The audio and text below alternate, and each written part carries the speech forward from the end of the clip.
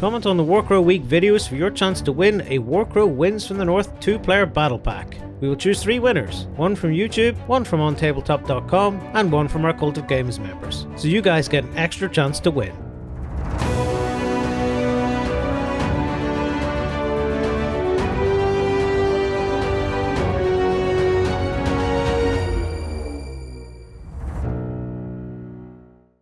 Hello everyone and welcome to this Warcrow themed week. I'm joined by Hopper. Hi. From Corvus Belli. I'm joined by one of the war correspondents. Hello, yes. Killian, who's here to make sure that everything's above board, I assume, and that Hopper gets out of the country. In one piece. Yeah, Mostly. yeah, just sending the extraction team through to make sure everything gets done. And we're here with the spanking new Wins from the North box for Warcrow. And we're going to take a look through the contents because, as you can see, arrayed in front of us. Lots of stuff in this box is really densely packed. It is. Jazz hand for emphasis. Yeah, it's absolutely smashing. Stuffed to the brim with hatfuls of Guatemalan insanity peppers, as they would say. Or in this case, stuffed to the brim with everything you need to play Warcrow Wins from the North. You've got 2 factions. You have all of the tokens, of which we have many. The terrain, the dice, the cards, the miniatures, the mat. The miniatures will not be painted by a studio painter. No, you have to do it yourself. not, yes, you have to do it yourself. Suck it up, people. It's part of the hobby. Yes, that's what they tell me. That is what they tell me. So, before we kick into this, very briefly, what is Wins from the North? So Wins from the North is the very first box for Warcrow, a new fantasy war game by Corvus Belli, and it includes a re-narrative campaign for you to play with these 2 beautiful armies, a very illustrated Hegemony of Embersig on this side, and the fierce and bloodthirsty northern tribes over there. And this comes, as you said, with everything you need to play. I mean, you get one of these, you're good to go. Smashing. So we'll kick things off by having a look at the rulebook very briefly. Okay. I say rulebook, it's not the full rules, or is it the full rules? The full rules are inside it, but not the full rulebook. The full rulebook has lore for all the factions inside and has a much more sort of expanded world thing.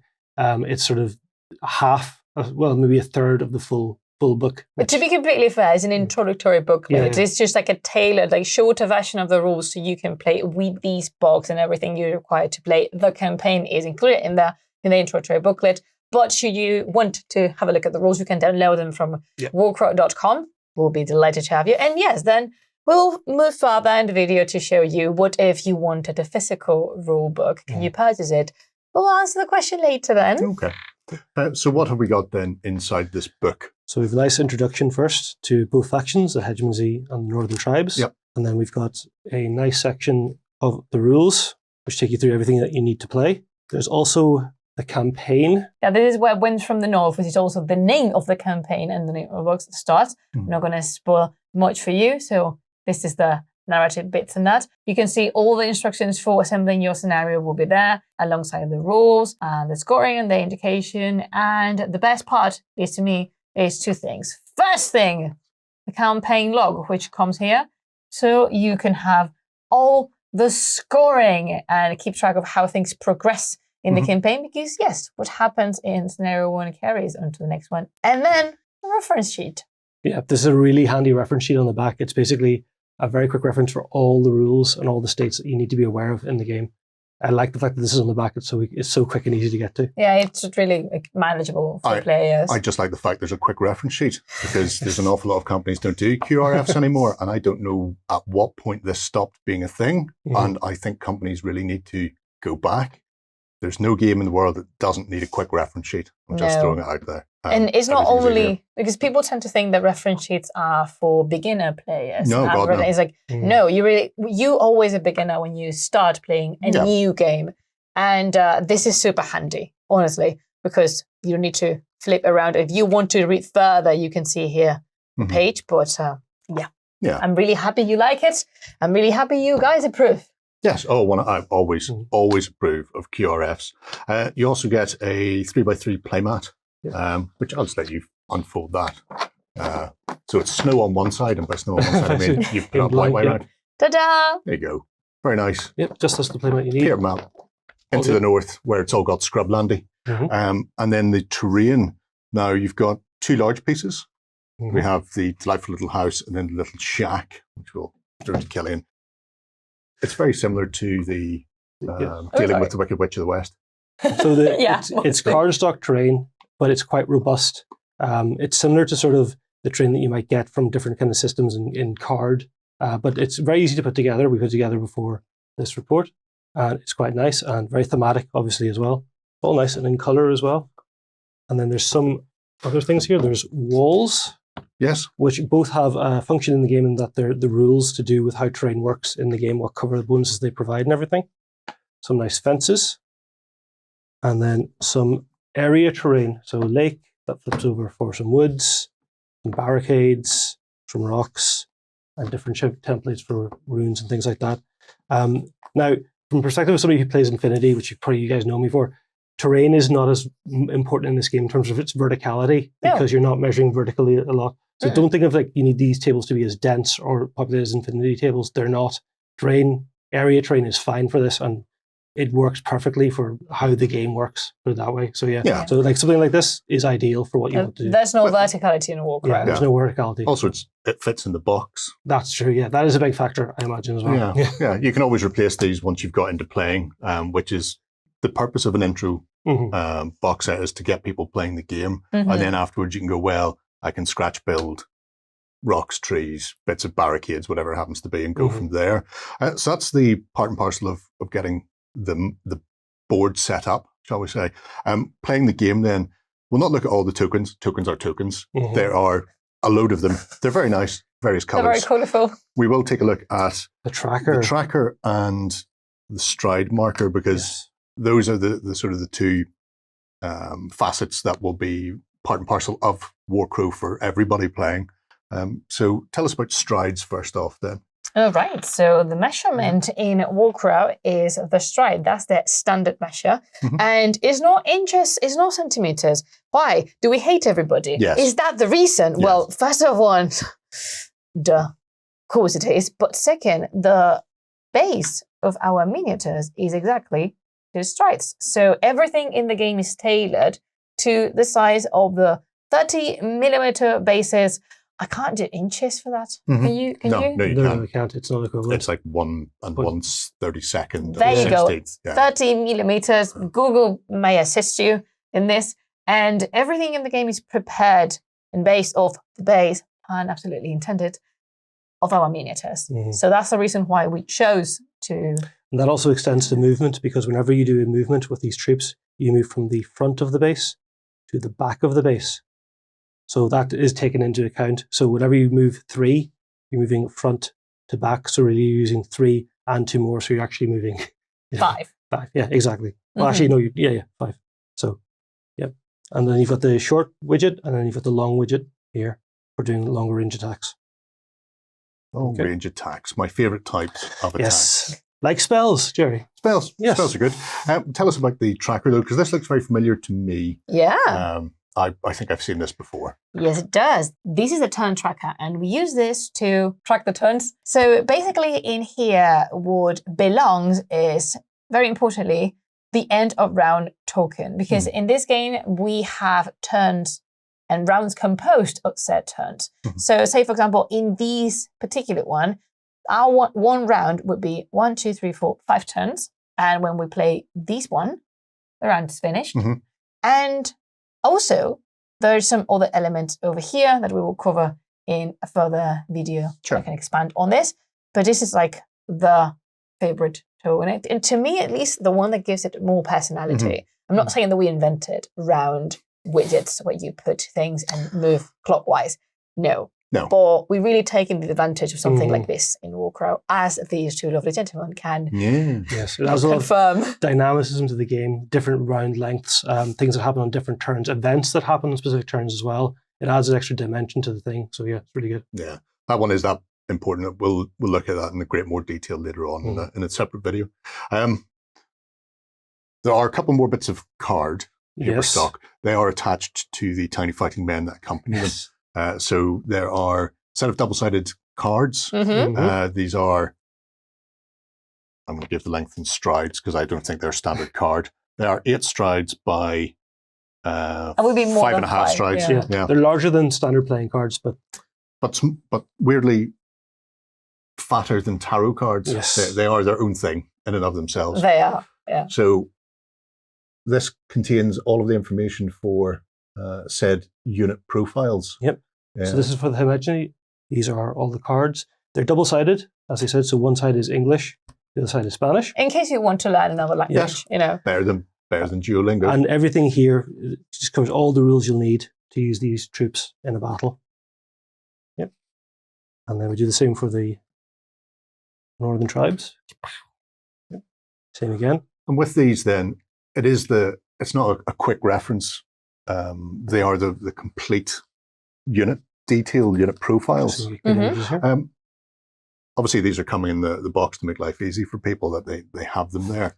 Will that be a feature of the ongoing sort of releases as well? Will cards exist for other units, or will people be taking them out of books? Or No, the product will come with its own card. Every time you purchase a unit, a exclusive miniature, or whatever in one of these boxes, if there is a profile there, there's going to have there's a going card. to be a card for it separately. An interesting thing about the units, if you want to start bringing some of the minis across there, Killian, is the units are set. So if you purchase a unit, that is the unit at 100%. You don't pick up multiple. You don't pick up multiple miniatures, and then go, well, this time round I'm going to run 5, or this time round I'm going to have 7 Legionnaires. Yeah. You're always playing with whatever the box that you've bought is. Exactly. And from a moment on in production, we are including on the cards the number of people forming them. But yeah, if you should always play with comps in the product, meaning what if I buy 2 Winds from the North boxes? Could I have an army with 8 troops? No, you cannot. In one unit, you cannot have 8 troops. And you should always stick with whatever they specify. Especially characters are only their own thing. Yeah. There's just one thing. But with multiple people units, you should stick to it. And again, don't worry, in the future and now in current development, Army Up. I don't know if the name is going to be Army because that's infinities, but definitely we're working on something like that. Yeah. And also the number of miniatures will specify on there and the profiles will be there. So, you know, we like our army management. Yeah, it's a good way of doing it. Yeah. So here we have the Northern Tribes, Ooh-hoo. Filthy Orcs.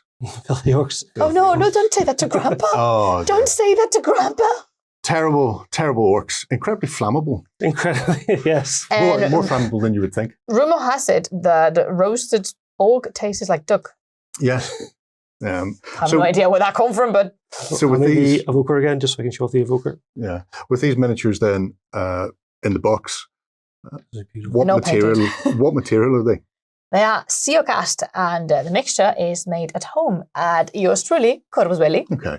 So this is the material that you've started playing with recently for the likes of Infinity. So it's a thermoplastic. It's injected thermoplastic. Yeah.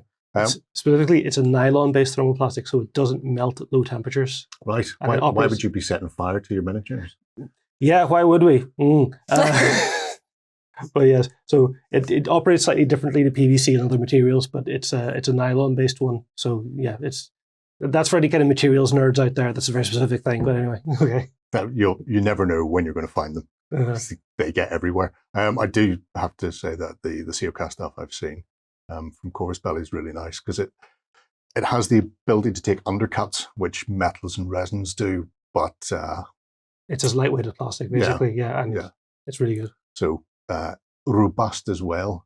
Now, that's obviously the intro box, which is a great way to pick up everything you need to start playing. It is. But there is more.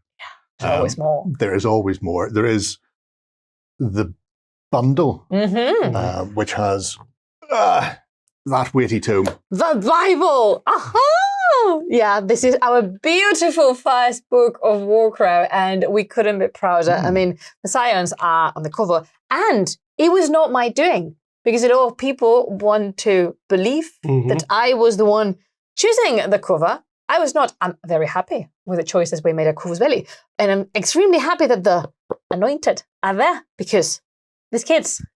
Mwah. But no, it was not my thing. No. And in here, what we have is not only the rulebook at its fullest, but also hundreds, and I mean it, hundreds of pages of lore and backstories and fluff. This is going to be a delight for you. Can you mind having that? It's super heavy though, so it counts as a workout. It's a weighty tome here. Yeah. It is, yeah. If anybody has downloaded the Warcrow rules, they will have noticed that the rules are listed as pages 340 odd to 390 or whatever happens to be, and that's because they come from the back of this book. And then, as you're saying, at the back of the book, just go here. It's the same rules again presented here that are also in the PDF that's available for free online. The full, complete rules. Finally, just before I want to point out at the back, there is a hobby section with a painting guide that is phenomenal. It is so good. I was reading through this yesterday. It's so good. It's Killian's really finished the high book quality. by now. He's only had it for one day, but he's gone through the it. The painting guide at the back is really good. Yeah. Like actually really good. So Chunky boy. If people are picking up the Chunky Boy with the box, that doesn't seem like a bundle. That seems like a duel. So What what's else left? is in there? Yes. What do we have here? Bring him out, Jerry. Ice, baby. We have Here we have stonking model. The other leader of the Northern Tribes, Ice Bear. It's an absolute stonking model. It is fantastic. And it also comes with his profile. Yeah. In case you were wondering. But can he play it? Can he not only display it, but also play it? Yes, of course you can. Yeah. Yeah.